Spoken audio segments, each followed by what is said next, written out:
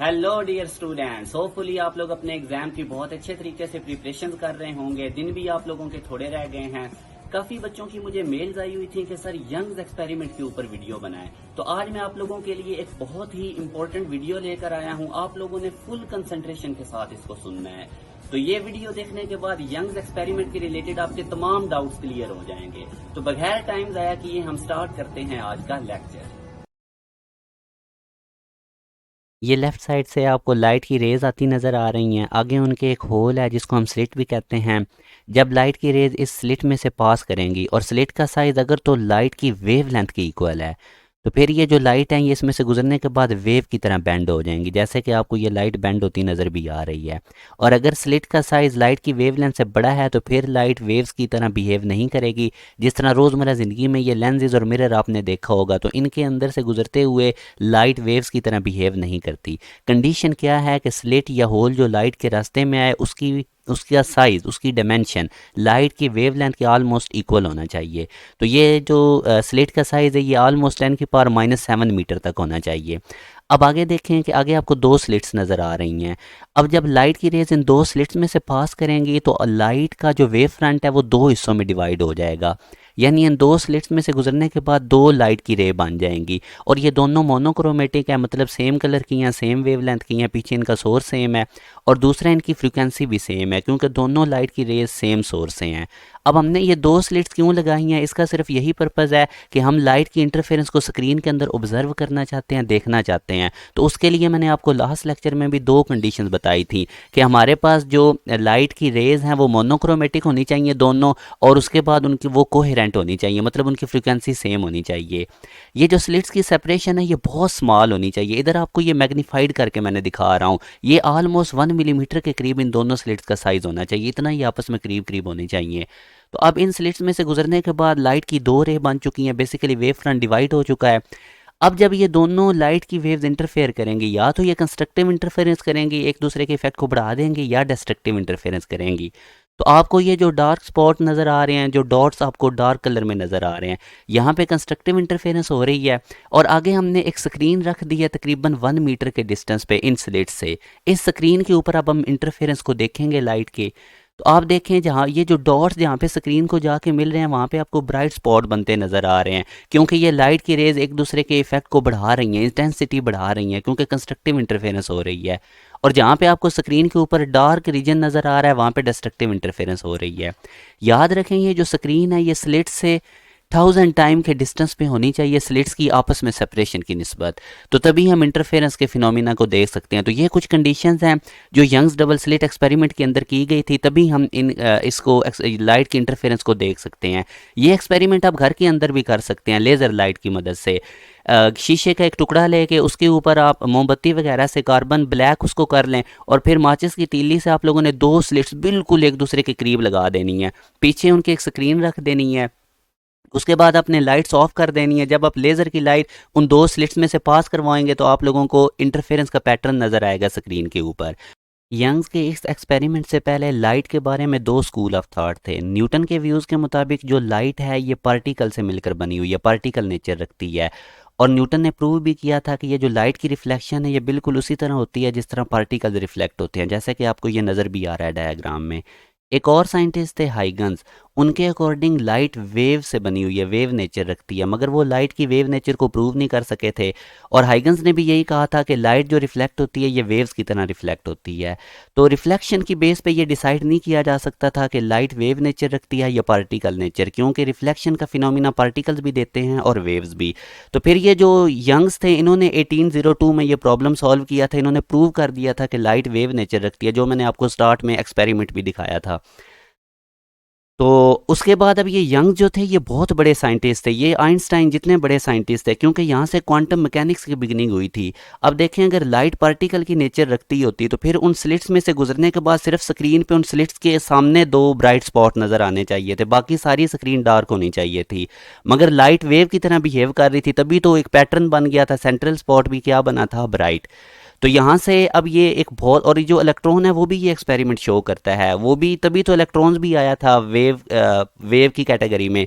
तो इस एक्सपेरिमेंट से ये प्रूव हुआ कि लाइट वेव नेचर रखती है, और सबसे पहले लाइट की जो वेव की करेक्टरिस्टिक स्टडी की गई थी वो इंटरफेरेंस ऑफ लाइट थी। प्रिंसिपल इस एक्सपेरिमेंट का क्या था कि दो स्लिट्स की मदद से हमने वेव्स के दो हिस्से कर दिए थे, वेव फ्रंट को डिवाइड कर दिया था। उसके बाद ऑब्जर्वेशन स्क्रीन के ऊपर क्या की गई थी, जहाँ पे डार्क रीजन था उसको मिनिमा कहते हैं, और जहाँ पे ब्राइट रीजन हमें नज़र आया था उसको मैक्सिमा कहते हैं। तो ये नाम आपने अब याद रखने हैं। मैक्सिमा वो वाले पॉइंट्स है स्क्रीन के ऊपर जहाँ पे क्रस्ट लाई करता है, और ट्रफ पे ट्रफ, मतलब वहाँ पे कंस्ट्रक्टिव इंटरफेरेंस होती है। और मिनिमा वो वाले पॉइंट्स है स्क्रीन के ऊपर जहाँ पे क्रस्ट पे ट्रफ फॉल करता है, मतलब डिस्ट्रक्टिव इंटरफेरेंस होती है, और वहाँ पे हमें डार्क रीजन नज़र आता था। अब इसकी डेरिवेशन हम करते हैं पाथ डिफरेंस की। ये अब आप लोगों ने बड़े ध्यान से समझनी है। ये हमारा सोर्स ऑफ लाइट है, उसके ये लाइट की रेज स्ट्रेट लाइन में निकल रही हैं। आगे हमने एक होल लगाया। अब मैंने आपको बताया था कि इसका डिमेंशन जब वेव लेंथ ऑफ लाइट के इक्वल होगा तो इससे गुजरने के बाद लाइट वेव्स की तरह ये बिहेव करेंगी। आगे हमने दो स्लिट्स लगा दी। इन स्लिट्स का पर्पज़ भी अब आपको पता है कि हम इंटरफेरेंस को देखने के लिए ये दो स्लिट्स रखते हैं, ताकि हमारा जो लाइट है वो मोनोक्रोमेटिक हो जाए, सेम वेव लेंथ की, सेम कलर की, और कोहेरेंट हो जाए, मतलब उसकी फ्रीक्वेंसी भी सेम हो। अब इन स्लिट्स का नाम रख लेते हैं ए बी, और इनके दरमियान सेपरेशन जो है ये डी है, और ये ऑलमोस्ट 1 मिलीमीटर के करीब होती है। यही चीज़ें अब आप लोगों ने लिख देनी है, जिस तरह कि ये मैंने आप लोगों के सामने शो कर दिया है। डी सेपरेशन है स्लिट्स ए और बी के दरमियान। उसके बाद हमने एल डिस्टेंस के ऊपर एक स्क्रीन लगा देनी है, और ये स्क्रीन आपको पता है कि स्लिट सेपरेशन से 1000 टाइम ज़्यादा होती है, यानी ऑलमोस्ट 1 मीटर के करीब होता है डिस्टेंस। तो अब आपने ये भी नीचे बता देना है। उसके बाद स्लिट्स के सेंटर से आप लोगों ने स्क्रीन के सेंटर तक एक लाइन ड्रॉ कर दी है। स्लिट्स के सेंटर को आप लोग सी का नाम दे देना है, और जो स्क्रीन है उसके सेंटर को ओ का नाम देना है, और ये ओ बता देना है कि सेंट्रल पॉइंट है स्क्रीन का। इसके बाद अब देखें आप सेंट्रल पॉइंट, ए पॉइंट से जो लाइट की रे आ रही है और बी पॉइंट से, ये बिल्कुल सेम डिस्टेंस कवर कर रही है, इनमें कोई भी पाथ डिफरेंस नहीं है। तो जब दो वेव्स के दरमियान पाथ डिफरेंस ना हो और वो आगे किसी पॉइंट पे मिले तो वहाँ पे कंस्ट्रक्टिव इंटरफेरेंस होती है, मतलब क्रस्ट पे क्रस्ट लाई करता है या ट्रफ पे ट्रफ लाई करता है, और हमें ब्राइट स्पॉट नज़र आता है। तो इसका मतलब है कि ये जो सेंट्रल पॉइंट स्क्रीन का है यहाँ पे ब्राइट स्पॉट बनेगा, जिसको हम मैक्सिमा कहते हैं। अब आप लोगों ने कोई एक पॉइंट पी लेट करना है स्क्रीन के ऊपर। अब ये जो पी पॉइंट है, ये देखें मैंने लाइन ड्रॉ की है सी से पी पॉइंट तक, जो कि एंगल थीटा बना रही है। अब हम क्या काम करेंगे कि इस पी पॉइंट का सेंटर स्क्रीन के सेंटर से डिस्टेंस वाई है। अब इस पी पॉइंट के ऊपर दो लाइट की रे जाएंगी। पहले आप ये मेंशन कर दें कि पी एक पॉइंट है स्क्रीन के ऊपर जिसका वाई डिस्टेंस है सेंट्रल पॉइंट ओ से स्क्रीन के। अब एक लाइट की रे ए स्लिट से निकल के पी पॉइंट पे जा रही है, और दूसरी बी स्लिट से निकल के। अब आप देखें कि ये जो लोअर हमारे पास लाइट की रे जो बी पॉइंट से निकल रही है, ये ज़्यादा डिस्टेंस कवर कर रही है पी पॉइंट तक पहुंचने में ए वाली स्लिट से निकलने वाली लाइट की रे की निस्बत। कितना ज़्यादा डिस्टेंस कवर कर रही है, हम एक परपेंडिकुलर ड्रा करते हैं। ये जैसे अभी आपको नज़र आ रहा है बी डी डिस्टेंस ज़्यादा कवर कर रही है। तो हमने बेसिकली अब ये पाथ डिफरेंस कैलकुलेट करना है। जब हमें दो लाइट की रेज का पाथ डिफरेंस पता चल जाएगा स्क्रीन के किसी भी पॉइंट पे, तो फिर उसकी मदद से हम बता सकते हैं कि किस जगह पे मैक्सिमा बनेगा और किस जगह पे मिनिमा बनेगा। तो अगेन अब आप लोगों के सामने मैंने वही डायग्राम बनाई है। स्लिट ए बी है और हमारा पी पॉइंट है, परपेंडिकुलर ड्रा किया हमने। अब हमने ये पाथ डिफरेंस कैलकुलेट करना है। तो ये चीज़ मैंने आपको बता दी है कि स्लिट ए की निस्बत बी से निकलने वाली लाइट की रे ज़्यादा डिस्टेंस कवर कर रही है। परपेंडिकुलर हमने ड्रॉ किया बी पी लाइन के ऊपर, और ये पाथ डिफरेंस बी डी अब हमने कैलकुलेट करना है। तो बी डी बता दें कि ये पाथ डिफरेंस है। बिल्कुल इसी तरह आप लोगों ने लिखते जाना है जिस तरह मैं आपको बता रहा हूँ। अब हमने पाथ डिफरेंस की कैलकुलेशन करनी है। क्यों करने जा रहे हैं? क्योंकि इसकी मदद से फिर हमें पता चल जाएगा कि स्क्रीन के किन किन पॉइंट्स पे ब्राइट रीजन बनेगा और किन किन पॉइंट्स के ऊपर डार्क रीजन बनेगा। तो ये अब ट्राई एंगल मैंने अगेन बना ली है ए बी डी, जो आपको ट्राई एंगल नज़र आ रही थी। तो ए बी स्लिट्स की सेपरेशन डी है, और ये आप लोगों को ए डी परपेंडिकुलर भी नज़र आ रहा है। अब याद रखें कि परपेंडिकुलर बिल्कुल सीधा 90 डिग्री के एंगल पे होता है। तो ट्राई एंगल में 90 डिग्री के सामने वाली साइड को हम हाइपोटेनियस कहते हैं, और 90 डिग्री के अलावा जो एंगल ये थीटा के वन है, इसके सामने वाली बी डी साइड को हम कहते हैं परपेंडिकुलर। तो तरीकाकार क्या होता है कि जो चीज़ मालूम करनी हो वो ऊपर पाथ डिफरेंस बी डी हमने मालूम करना है, उसको ऊपर रखेंगे, और ए बी स्लिट सेपरेशन से उसको डिवाइड कर देंगे जिसका हमें पता है। तो ये देखें, अब हमें पता है कि ये परपेंडिकुलर ओवर हाइपोटेनियस की रेशियो है और ये साइन थीटा की इक्वल होती है। अब आपने ए बी की जगह स्लिट सेपरेशन डी से इसको रिप्लेस कर देना है। तो अब अगेन देखें वही चीज़ें, ये ट्राइंगल मैंने अगेन बनाई और ट्राइंगल ABD थी, ये जो अभी हमने प्रीवियस काम किया था उसी को मैं अगेन दोबारा यहाँ पे लिख रहा हूँ। अब आप लोगों ने AB की जगह D उसकी स्लिट सेपरेशन पुट की इक्वल टू साइन थीटा था और यहाँ से हमारे पास पाथ डिफरेंस BD हमने कैलकुलेट कर लिया D साइन थीटा।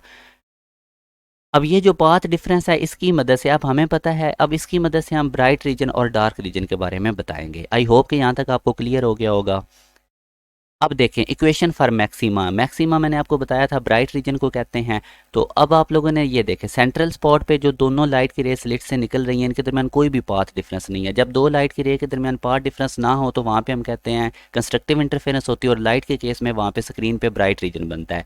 अब आप देखें कि इस सेंट्रल रीजन से ऊपर भी आपको एक ब्राइट रीजन नज़र आ रहा है, उसको फर्स्ट ब्राइट रीजन कहेंगे और इससे ऊपर अगला जो होगा उसको हम कहेंगे सेकंड ब्राइट। ये देखें ये सेंट्रल ब्राइट रीजन है, इससे ऊपर ये फर्स्ट ब्राइट रीजन है, ये सेकंड वाली ब्राइट रीजन है, या इसको हम मैक्सिमा भी कहते हैं। और सिमिलरली ये जो सेंट्रल पॉइंट है इससे बिलो, अब अगर आप जाएं ये देखें इससे बिलो ये जो है ये इसको हम फर्स्ट मैक्सिमा कहेंगे और इसको सेकंड मैक्सिमा।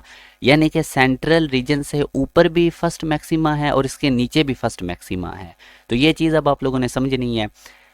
अब देखें जब ये लाइट की रे ऊपर, हमने सेंट्रल रीजन से हम ऊपर की तरफ जा रहे हैं फर्स्ट रीजन की तरफ, तो अब देखें क्रस्ट पे क्रस्ट आ रहा है, ट्रफ पे ट्रफ आ रहा है। अब डेफिनेटली दो लाइट की रे के दरमियान पाथ का डिफरेंस होगा और वो कितना होगा मैं इनके स्टार्टिंग पॉइंट से आपको दिखाता हूँ। ये देखें एक वेवलेंथ का। और जब यही लाइट की रे सेकंड वाले मैक्सिमा पे जाएगी तो अब भी देखें आप लोगों को क्रस्ट पे क्रस्ट नज़र आ रहा है, ट्रफ पे ट्रफ। और अगर आपको मैं इनके इनिशियल पॉइंट्स में पाथ डिफरेंस दिखाऊं तो वो 2 लैम्डा का है। तो यहाँ से अब हमें पता चला कि जब भी दो लाइट की रेज के दरमियान पाथ डिफरेंस या तो हो ना या लैम्डा का, 2 लैम्डा का, 3 लैम्डा का, तो तब वहाँ पे हमारे पास ब्राइट रीजन बनेगा, मतलब मैक्सिमा बनेगा, कंस्ट्रक्टिव इंटरफेरेंस होगी। तो पाथ डिफरेंस की हम एक जर्नल इक्वेशन बना लेते हैं m लैम्डा, और m की वैल्यू अब आप नोट करें 0 +-1 +-2 में आ रही है। ये अब आपको मैं समझाता हूँ कि ये प्लस माइनस का क्या मतलब है। और सेंट्रल पॉइंट O पे हमने देखा था कि दोनों लाइट की रेज आ रही हैं, उनमें कोई भी पाथ का डिफरेंस नहीं था। अब आप देखें, अब ये चीज़ आप लोगों ने तवज्जो से समझनी है। मैक्सिमा की जर्नल इक्वेशन हमने पाथ डिफरेंस दो वेव्स में m लैम्डा का होना चाहिए। अब पाथ डिफरेंस आप लोगों को मैं बताता हूँ। ये देखें सेंट्रल पॉइंट पे कोई भी दोनों लाइट की रे में पाथ का डिफरेंस नहीं है। तो अब जब लाइट की रे ऊपर इधर आएगी, ये जो फर्स्ट वाली आपको ब्राइट फ्रिंज नज़र आ रही है सेंट्रल मैक्सिमा से ऊपर, तो इसका अब नंबर, इसके लिए अब हमारे पास स्टार्ट में तो देखें सेंट्रल पे m का वैल्यू 0 है क्योंकि पाथ डिफरेंस है नहीं, तभी पाथ डिफरेंस में m की जगह आप 0 पुट करेंगे तो हमारे पास ये देखें सेंट्रल ब्राइट फ्रिंज के लिए हम m लैम्डा होता है पाथ डिफरेंस, m की जगह 0 पुट किया तो हमारे पास पाथ डिफरेंस 0। अब इस स्क्रीन में ये सेंट्रल ब्राइट फ्रिंज है जिसके लिए m की वैल्यू 0 थी। अब हम बात करते हैं ये जो नेक्स्ट वाली हमारे पास ब्राइट फ्रिंज है सेंट्रल से ऊपर, तो इसके लिए आप देखें m की वैल्यू हम 1 लेंगे, पाथ डिफरेंस m लैम्डा था, m की जगह हमने 1 पुट किया तो हमारे पास पाथ डिफरेंस प्लस लैम्डा में आया। अब सेंट्रल ब्राइट फ्रिंज से बिलो आप देखें इधर ये भी फर्स्ट ब्राइट फ्रिंज है, ये बिल्कुल सिमेट्रिकल है। आप सेंट्रल ब्राइट फ्रिंज से ऊपर की तरफ काउंट कर लें या नीचे की तरफ काउंट करें। ऊपर की तरफ जाएंगे तो m की वैल्यू प्लस में पुट करते जाना है और नीचे ब्राइट फ्रिंज से आप जाएंगे तो m की वैल्यू नेगेटिव में पुट करते जाना है। तो अब अगर हम बात करें सेंट्रल ब्राइट फ्रिंज से लोअर साइड पे जो हमारे पास मैक्सिमा बन रहा है, तो उसके लिए हम m का वैल्यू -1 लेंगे, पाथ डिफरेंस m लैम्डा में पुट करेंगे तो हमारे पास पाथ डिफरेंस बनेगा माइनस लैम्डा। इसी तरह अब हम सेकंड वाले ब्राइट फ्रिंज की बात करते हैं, अपवर्ड जो है, तो ये देखें, और लोअर साइड पे जो हमारे पास ब्राइट फ्रिंज बन रही है सेकंड वाली, उसके लिए m की वैल्यू -2 लेंगे। तो अब सेकंड ब्राइट फ्रिंज हम कैलकुलेट करते हैं। अपर साइड वाली देखें, हमने m लैम्डा की जगह +2 वैल्यू पुट की तो पाथ डिफरेंस +2 लैम्डा का आ गया, और लोअर साइड में हमने m की जगह -2 पुट किया तो पाथ डिफरेंस हमारे पास -2 लैम्डा का। इसी तरह अगर हमने थर्ड ब्राइट फ्रिंज निकालनी है तो अपर साइड के लिए +3 m की वैल्यू पुट करेंगे, पाथ डिफरेंस +3 लैम्डा आ जाएगा, और लोअर साइड के लिए सेंट्रल ब्राइट फ्रिंज से लोअर साइड में थर्ड वाली जब हमने ब्राइट फ्रिंज निकालनी है तो m की वैल्यू -3 पुट करेंगे तो पाथ डिफरेंस -3 लैम्डा का आ जाएगा। तो यहाँ से अब आपको पता चल गया कि हमारे पास सेंटर में ब्राइट फ्रिंज बनती है और उसके ऊपर हमने जिस नंबर वाला भी ब्राइट फ्रिंज निकालना है हम m की वैल्यू ऊपर साइड पे पॉजिटिव पुट करेंगे और बिलो सेंट्रल ब्राइट फ्रिंज से नेगेटिव पुट करेंगे। अब हम डिस्कस करते हैं इक्वेशन फॉर मिनिमा, यानी जहाँ पे डार्क रीजन बनता है। अब ये देखें, ये फर्स्ट वाला डार्क रीजन है जो सेंट्रल ब्राइट फ्रिंज से ऊपर आपको नज़र आ रहा है, क्रस्ट पे देखें ट्रफ नज़र आ रहा है, और अगर हम इनके इनिशियल पॉइंट से दोनों वेव्स में देखें तो दोनों में path difference half wave length का है। और इसी तरह अब हम ये नेक्स्ट ऊपर वाले डार्क फ्रिंज, दूसरे नंबर वाले डार्क फ्रिंज की बात करते हैं, तो इसमें भी आप देखें क्रस्ट पे ट्रफ नज़र आ रहा है। अब जब हम इनके पाथ डिफरेंस की बात करते हैं दोनों वेव्स के, तो हमें λ/2 का ऑड मल्टीपल यानी 3 1.5 वेव लेंथ का हमें यहाँ पे पाथ डिफरेंस नज़र आ रहा है। तो जब भी हमारे पास पाथ डिफरेंस कुछ इस तरह से होगा λ/2 का ऑड मल्टीपल, तो वहाँ पर हमें स्क्रीन पे अंधेरा नज़र आएगा, मतलब डार्क रीजन बनेंगे, मिनिमा बनेगा। तो अब इसकी जर्नल इक्वेशन बना लेते हैं मिनिमा के लिए m प्लस हाफ लैम्डा, और जब आप m की वैल्यू 0 से +-1 2 3 पुट करते जाएंगे तो आपके पास यही पार्ट डिफरेंस λ/2 का ऑड इंटीग्रल मल्टीपल हमें मिल जाएगा। तो अब आपको मैं इसके लिए दोबारा समझाता हूँ स्क्रीन के ऊपर। पार्ट डिफरेंस ये था हमारे पास मिनिमा के लिए, और इसको अब हम दोबारा से इस तरह लिख लेते हैं ये ब्लू कलर के अंदर। अब यहाँ से आप लोगों ने ये चीज़ ध्यान से समझनी है। सेंट्रल हमारे पास ब्राइट फ्रिंज है, पार्ट डिफरेंस नहीं है, तो सेंट्रल डार्क फ्रिंज हमें नज़र नहीं आएगी क्योंकि सेंटर के अंदर ब्राइट फ्रिंज है, तो हमारे पास डार्क फ्रिंज एब्सेंस है। अब यहाँ पे आपको देखें स्क्रीन नज़र आ रही है, सेंट्रल मैक्सिमा है। अब इस सेंटर से ऊपर देखें आपको पहला डार्क रीजन नज़र आ रहा है, और इस सेंट्रल मैक्सिमा से नीचे देखें आपको इधर भी पहला डार्क रीजन नज़र आ रहा है। तो पहले हम बात करते हैं फर्स्ट डार्क रीजन की। इसके लिए हम m की वैल्यूज़ क्या पुट करें, तो हमारे पास ये जो general equation m plus half lambda है कि हमें पहली पार्ट डिफरेंस λ/2 मिले मिनिमा के लिए, तो उसके लिए हम m की वैल्यू 0 पुट करेंगे तो हमारे पास अपर साइड वाला डार्क रीजन आ जाएगा, फर्स्ट वाला। इसी तरह अब अगर हम लोअर साइड पे बात करें तो हमें m की जगह -1 पुट करना पड़ेगा इस जर्नल इक्वेशन में जो हमारे पास मिनिमा के लिए m प्लस हाफ लैम्डा वाली। तो जब हम -1 पुट करेंगे तो पार्ट डिफरेंस हमारे पास -λ/2 आएगा। ये हमारे पास पहला डार्क रीजन है बिलो सेंट्रल मैक्सिमा। इसी तरह जब हम सेकंड डार्क रीजन की बात करते हैं सेंट्रल मैक्सिमा से अपवर्ड, तो उसके लिए हम m की जगह 1 पुट करेंगे जर्नल इक्वेशन में जो मिनिमा के लिए m, ये जो आपको ब्लू कलर में नज़र आ रही है m प्लस हाफ लैम्डा 1, जब इसमें पुट करेंगे तो अपर साइड वाला हमारे पास सेकंड मिनिमा आ जाएगा जो कि λ/2 का ऑड मल्टीपल 3 है। इसी तरह अब आप लोअर सेंट्रल मैक्सिमा से लोअर साइड पे दूसरे नंबर वाला डार्क रीजन देखें, आप m की जगह -2 पुट करें इस ब्लू कलर की इक्वेशन में, तो आपको देखें लोअर साइड वाला सेकंड नंबर वाला आपको डार्क रीजन मिल जाएगा। तो इसी तरह आपने थर्ड डार्क रीजन जब निकालना है सेंट्रल मैक्सिमा से अपवर्ड, तो वहाँ पे आप देखें m की वैल्यू हम 2 पुट करेंगे इस ब्लू इक्वेशन में, तो हमारे पास λ/2 का ऑड मल्टीपल 5 आ जाएगा, और लोअर साइड पे इसी तरह हम m की जगह -3। यहाँ से अब आपने एक चीज़ नोट की है कि जब आपने सेंट्रल मैक्सिमा से अपवर्ड काउंट करना है तो आप लोगों ने सीक्वेंस से m की वैल्यू 0 1 2 3 पुट करनी है, मगर जब आपने सेंट्रल मैक्सिमा से बिलो डार्क रीजन देखने हैं तो फिर आपने -1 से स्टार्ट करना। -1 उस ब्लू इक्वेशन में पुट करेंगे तो हमारे पास -λ/2 -2 पुट करेंगे तो -3 λ/2, इस तरह से इक्वेशंस आती जाएंगी। याद रखें जब भी λ/2 का ऑड इंटीग्रल मल्टीपल आएगा तो वहाँ पे डार्क रीजन बनेंगे स्क्रीन पे। अब हम निकालते हैं किसी भी ब्राइट या डार्क फ्रिंज का सेंट्रल पॉइंट से स्क्रीन के ऊपर डिस्टेंस। इसको आप position of fringes on screen भी कह सकते हैं। अब फर्ज करें कि mth ऑर्डर है, mth नंबर है किसी भी ब्राइट या डार्क फ्रिंज का, उसका हमने सेंट्रल ब्राइट फ्रिंज से डिस्टेंस निकालना है स्क्रीन से, और उस डिस्टेंस को y कहते हैं। अब हमें पता है कि हमने पार्ट डिफरेंस जो निकाला था वो d साइन थीटा था। कंस्ट्रक्टिव इंटरफेरेंस के केस में जिसको हम मैक्सिमा भी कहते हैं, ये m लैम्डा के इक्वल होता था पार्ट डिफरेंस, और डिस्ट्रक्टिव इंटरफेरेंस के केस में m प्लस हाफ लैम्डा के इक्वल। तो m तो चूँकि उनका नंबर होता था फ्रिंजेस का, इसलिए इसको हम इग्नोर कर देते हैं। तो इसमें देखें आप साइन थीटा इक्वल आ जाएगा λ/t। अब ये जो लैम्डा है ये बेसिकली वेव लेंथ है लाइट की, और डी जो है ये स्लिट्स की सेपरेशन है। अब मैंने आपको कहा था कि जो लाइट की वेव लेंथ होती है वो अंगस्टन में होती है, तकरीबन 400 से 800 अंगस्टन तक होती है, और ये तकरीबन 10⁻⁻10 होता है, और स्लिट सेपरेशन मिलीमीटर में होती है। तो इसका मतलब कि ये जो लाइट की वेव लेंथ है ये बहुत ज़्यादा स्मॉलर है स्लिट की सेपरेशन की निस्बत। तो यूँ साइन थीटा की वैल्यू बहुत स्मॉल आएगी, तो इसका मतलब ये हुआ कि वो जो पी पॉइंट था वो सी पॉइंट के वेरी क्लोज होगा, जो मैंने आपको अभी वो डायग्राम भी बताई थी पीछे। तो एंगल थीटा सिर्फ याद रखें कि इसकी वैल्यू बड़ी स्मॉल होती है, और स्मॉल एंगल के लिए साइन थीटा नियरली इक्वल होता है टैन थीटा के। ये मैं आपको एक टेबल के थ्रू भी ये चीज़ बता रहा हूँ कि स्मॉल एंगल की वैल्यूज़ पे आप देख लें साइन थीटा और टैन थीटा की वैल्यूज सेम आ रही हैं, आप कैलकुलेटर से ये चेक भी कर सकते हैं।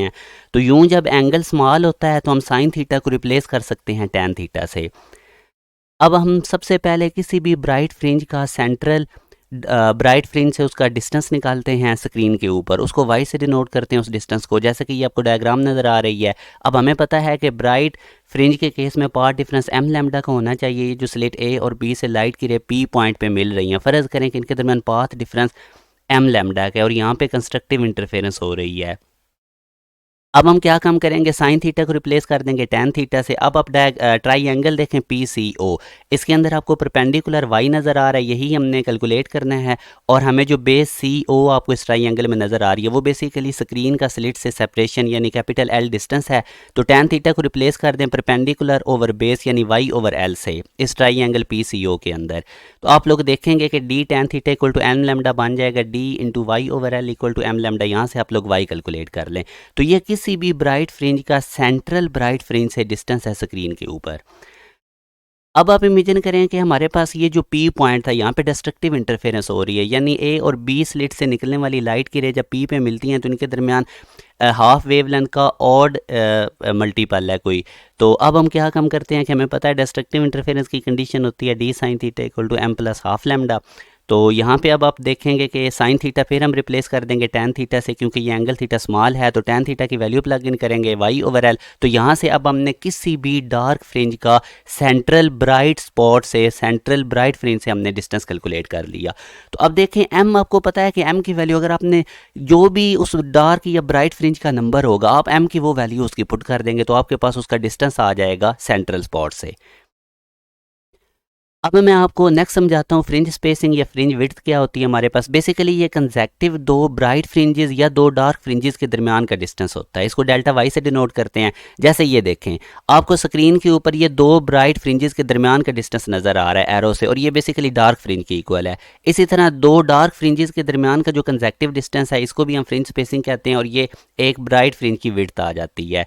इसको अब आप लोगों ने कैलकुलेट कैसे करना है वो चीज़ मैं आपको समझाता हूँ। पहले हम दो कंसेक्टिव ब्राइट फ्रिंजेस के दरमियान का डिस्टेंस कैलकुलेट करते हैं। फ़र्ज़ करें कि ये m ऑर्डर वाली कोई ब्राइट फ्रिंज है, यानी इसका नंबर m है 1 2 3, बस हमने इसको m से डिनोट कर दिया। और इससे इसका जो सेंट्रल स्पॉट से डिस्टेंस होगा वो m लैम्डा L/d होगा, अभी हमने इसका फार्मूला भी निकाला था। इससे पीछे वाली जो ब्राइट फ्रिंज है उसका ऑर्डर है m-1, ये इसका नंबर है। डेफिनेटली अगर ऊपर वाली m है तो ये m-1 इसका ऑर्डर होगा। तो अब इसका हम central spot, central bright fringe से जो इसका डिस्टेंस है उसका रिलेशन ये होगा, हमने इसका नंबर पुट कर दिया m-1 लैम्डा L/d। अब इनके दरमियान का डिस्टेंस कैसे निकलेगा, आप m ऑर्डर वाली ब्राइट फ्रिंज में से m-1 ऑर्डर वाली ब्राइट फ्रिंज के डिस्टेंस को माइनस कर देंगे तो इन दोनों के दरमियान का डिस्टेंस आ जाएगा। तो ये देखें, अब इनमें से लैम्डा L/d कॉमन निकालें तो अंदर m से कैंसिल हो जाएगा, तो हमारे पास fringe spacing m lambda L/d आ जाएगी। अब हम कैलकुलेट करते हैं डार्क फ्रिंजेस के लिए फ्रिंज स्पेसिंग। तो उसी तरह अब ये समझें आप m ऑर्डर वाली डार्क फ्रिंज है और इसका जो सेंट्रल स्पॉट से डिस्टेंस होगा वो m plus half lambda L/d आएगा। अभी मैंने आपको एक जर्नल किसी भी डार्क फ्रिंज का सेंट्रल ब्राइट फ्रिंज से डिस्टेंस कैलकुलेट करना सिखाया था, और इसी तरह इससे पीछे वाली जो डार्क फ्रिंज है वो m-1 होगी। इसका हमारे पास distance bright fringe central bright fringe से ये आ जाएगा। अब इनके दरमियान का अगर हमने डिस्टेंस निकालना है तो डेफिनेटली हम m ऑर्डर वाली डार्क फ्रिंज में से m-1 ऑर्डर वाली डार्क फ्रिंज के डिस्टेंस को माइनस कर देंगे। अगेन लैम्डा L/d कॉमन आएगा, कैंसिलेशन करने के बाद हमारे पास फ्रिंज स्पेसिंग लैम्डा L/d। तो आप यहाँ पे नोट करें, दो कंसेक्टिव ब्राइट फ्रिंजेस हों या दो कंसेक्टिव डार्क फ्रिंजेस हों, इनके दरमियान फ्रिंज स्पेसिंग सेम है। तो इसका मतलब ये हुआ यहाँ से हमने अच्छा, इसको मैं अब आपको एक और वे से भी समझा सकता हूँ। अब हम अगेन फ्रिंज स्पेसिंग कैलकुलेट करते हैं। मैं आपको एक और, हम m की जगह कोई वैल्यू ले लेते हैं। जैसे ये देखें, अगर हमारे पास हम फर्स्ट ऑर्डर और सेकंड ऑर्डर इनके दरमियान कंसेक्टिव डिस्टेंस निकालना चाहते हैं, दो हमारे पास ब्राइट फ्रिंजेस हैं फर्स्ट ऑर्डर और सेकंड ऑर्डर की। तो अब ये देखें, ये हमारे पास फर्स्ट ऑर्डर की ब्राइट फ्रिंज है, ये हमारे पास सेकंड ऑर्डर की है। तो अब देखें मैं फ्रिंज स्पेसिंग इनके दरमियान कैसे कैलकुलेट करता हूँ। ये देखें, हमने जो हमारे पास सेकंड ऑर्डर वाली थी ब्राइट फ्रिंज, उसके डिस्टेंस में से हमने फर्स्ट ऑर्डर वाली का डिस्टेंस माइनस कर दिया, तो हमारे पास ये फ्रिंज स्पेसिंग आ गई। इसी तरह आप दो डार्क फ्रिंजेस हम ले लेते हैं, फर्स्ट ऑर्डर वाली डार्क फ्रिंज और सेकंड ऑर्डर वाली डार्क फ्रिंज। अब आप ये देखें, ये सेंट्रल मैक्सिमा है, ये फर्स्ट ऑर्डर वाली डार्क फ्रिंज है, ये सेकंड ऑर्डर वाली है। तो इनके दरमियान आप डिस्टेंस कैसे निकालेंगे, हमें पता है कि किसी भी mth ऑर्डर डार्क फ्रिंज की पोजीशन, हम क्या फार्मूला होता है m plus half lambda L/d। तो फर्स्ट ऑर्डर वाली डार्क फ्रिंज के लिए हम m की वैल्यू 0 पुट करेंगे तो लैम्डा L/d ये हमारे पास आ जाएगा, और इसी तरह सेकंड ऑर्डर वाली डार्क फ्रिंज के लिए हम m की वैल्यू 1 पुट करेंगे तो हमारे पास लैम्डा L/3 लैम्डा L/d अब 2d। अब आप इन दोनों के दरमियान का डिफरेंस निकालें तो आप लोगों के पास again fringe spacing lambda L/d। तो मैंने आपको दो मेथड से फ्रिंज स्पेसिंग निकालनी सिखा दी है, जो आपको ईजी लगे। चाहे आप ऑर्डर की जगह कोई नंबर लगा लें या m ऑर्डर ही कंसिडर करके आप लोग कैलकुलेट कर सकते हैं। तो आप लोगों ने यहाँ पे नोट किया कि चाहे दो ब्राइट फ्रिंजेस हों या दो डार्क फ्रिंजेस हों, उन दोनों के दरमियान का जो डिस्टेंस है वो सेम रहता है। और इसके लिए इसका मतलब ये हुआ कि डार्क या ब्राइट फ्रिंजेस इक्वली स्पेस्ड होती हैं, इक्वल लेंथ की होती हैं। अब हम लास्ट पे डिस्कस करते हैं कि कौन कौन से फैक्टर्स हैं जो फ्रिंज स्पेसिंग या फ्रिंज विड्थ को अफेक्ट करते हैं। ये इसका फार्मूला है जी। आप लोग देखें, मैंने रेड कलर में डेल्टा वाई और लैम्डा को रेड कलर में किया हुआ है, मतलब फ्रिंज स्पेसिंग लाइट की वेवलेंथ के डायरेक्टली प्रोपोर्शनल है। तो यहाँ पे अब आप देखें कि हमारे पास रेड लाइट अगर हम यूज़ करें और दूसरी साइड पे ग्रीन लाइट यूज़ करें तो डेफिनेटली रेड लाइट की वेवलेंथ बड़ी होती है। तो ये देखें हमारे पास फ्रिंज स्पेसिंग का पैटर्न ये है। फर्स्ट वाली डायग्राम में देखें, जब हम रेड लाइट यूज़ करेंगे तो इसकी वेवलेंथ बड़ी होने की वजह से फ्रिंज स्पेसिंग भी बड़ी है, फ्रिंज विड्थ। जबकि ग्रीन लाइट के केस में आप देखें कि इसकी वेवलेंथ कम होती है, इस वजह से इसकी फ्रिंज विड्थ भी कम है। दूसरा फैक्टर हमारे पास आ जाता है कि जो फ्रिंज स्पेसिंग है ये डायरेक्टली प्रोपोर्शनल होती है स्क्रीन के डिस्टेंस से। जितनी दूर स्क्रीन होगी उतनी फ्रिंज विड्थ ज़्यादा होगी। जैसे ये आप लोगों को मैं दो डायग्राम के थ्रू समझाता हूँ।